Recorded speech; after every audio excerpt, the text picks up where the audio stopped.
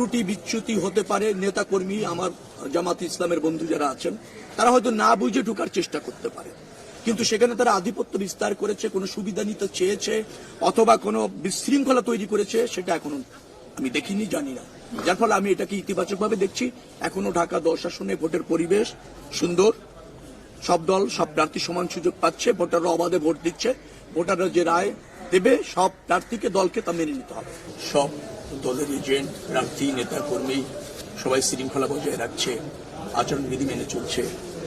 Vote casting এর ওখানে আমি যেটা দেখলাম, একেবারে যে যাচ্ছে সুন্দরভাবে লাইন দিয়ে ভোট দিচ্ছে, পরিবেশ বেশ ভালো এবং সবাই তার পছন্দের প্রার্থীকে ভোট দিতে পারছে অবাধে, কোনো আধিপত্য নাই, চেষ্টা নাই আধিপত্য বিস্তারের। প্রশাসনে যারা ইতিমধ্যে দেখার সুযোগ হলো সবাই খুব তৎপর, নিরপেক্ষ এবং শান্তিপূর্ণ পরিবেশ সহাবস্থান বজায় রাখার জন্য চেষ্টা করছে বললে ভুল হবে, তারা সফল হয়েছে। না, আমার কাছে এই পর্যন্ত যতটুকু নিউজ এসেছে সকাল থেকে ত্রুটি ওরকম পাইনি। দুই একটা জায়গায় কোনো পুলিং এজেন্টের হয়তো অজ্ঞতার কারণে তাকে ধরতে একটু দেরি হয়েছে, অথবা প্রিজাইডিং অফিসার দু একজন আছেন তারা হয়তো একটু কম জানার কারণে দ্বিধায় ভুগেছেন, বিধায় কাজটা একটু স্লো হয়েছে। পুলিং এজেন্ট বসার সুযোগ করে দেওয়া এবং অন্যান্য ভোট প্রক্রিয়াটা শুরু করার জন্য যে মানে প্রাথমিক যে পদক্ষেপগুলি থাকে, করণীয় যা থাকে, সেখানে প্রিজাইডিং অফিসার পুলিং অফিসাররা কোনো কোনো কেন্দ্রে, দুই একটি কেন্দ্রে তারা একটু হয়েছিল, দ্বিধায় ছিল, অথবা ভালোভাবে শুরু করতে বুঝতে পারছিল না, এরকম ছিল। এখন আবার সব জায়গায় ঠিক হয়েছে, ভালোভাবে।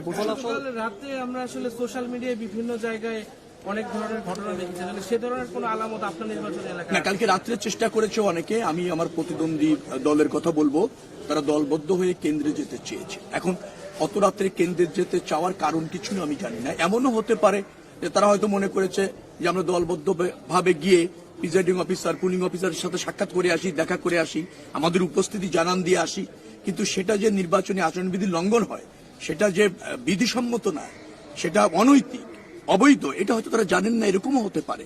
কিন্তু কেউ গিয়ে এমন কিছু করেননি যে কেন্দ্র দখলের চেষ্টা, কেন্দ্র নিয়ন্ত্রণের চেষ্টা, প্রিজাইডিং অফিসার পুলিং অফিসারদের নিজের মতো করে ব্যবহারের চেষ্টা, অথবা তাদেরকে কোনো হুমকি দেওয়া, এই রকমের কিছু ঘটেনি। তবে ঢোকার চেষ্টা করেছে জামাত ইসলামের প্রার্থীর লোকেরা, কিন্তু আমি সেটাকে খুব বেশি নেতিবাচকভাবে দেখি না। এটা অজ্ঞতার কারণেও হতে পারে। আলটিমেটলি সবকিছু ত্রুটি খুঁজে যাবে না, ভালো পরিবেশ রাখার জন্য চেষ্টা করতে হবে, ব্যত্যয় থাকলে শুধরে নিতে হবে। আমি সহজ করে বলি, এই এলাকায় 33 বছর রাজনীতি করেছি, সব পরিস্থিতিতে এই এলাকার মানুষের সাথে থেকেছি, সব পরিস্থিতিতে আপনি মানুষের সাথে থেকেছি। যার ফলে আমি মনে করি এই এলাকায় তাদের প্রতিনিধিত্ব করার সুযোগ তারা নিজের দায়িত্ব নিয়ে আমাকে দিতে চায়।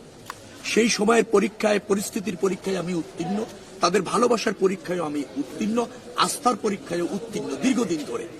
যার ফলে আমার কাছে মনে হয়েছে যে আমি তাদের প্রতিনিধিত্ব করি, এটা তারা চায়, এবং সেটা প্রতিষ্ঠিত করার জন্য তারা নিজেরাই দায়িত্ব নিয়ে যার যা করণীয় তাই করছে। সর্বশেষে এসে এখন ভোট প্রদান করছে। তো নির্বাচন যদি বৈধ হয়, সুন্দর হয়, যে পরিবেশ এখনো পর্যন্ত আছে এটা যদি বহাল থাকে, জনগণের রায় মেনে না নিয়ে রাজনীতি করবেন কি করে, দল করবেন কি করে, জনপ্রতিনিধি হবেন কি করে?